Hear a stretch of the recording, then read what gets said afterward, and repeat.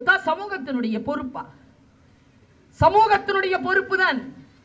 செய்திகள் வந்து விழும், அதை எப்படி இந்த சமூகத்திற்கு பொறுப்பானதாக மாற்றிக்கொள்ள வேண்டும் என்று நினைப்பதுதான் ஒளி உறும் அறிவு. நான் யோசிச்சு பார்த்தேன், இந்த தலைப்பை ஏன் நான் கொடுத்தேன். பாரதியை வாசிச்சுக்கிட்டு இருக்கேங்க. பாரதி பயன்படுத்துகின்ற சொல் ஒளி உறும் அறிவு.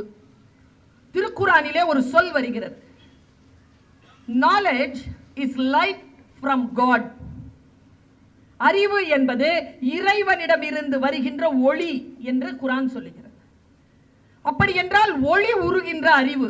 ஆனால் பாரதியை வாசிக்கின்ற பொழுது எனக்கு ஒரு சிறிய சந்தேகம் வருகிறது.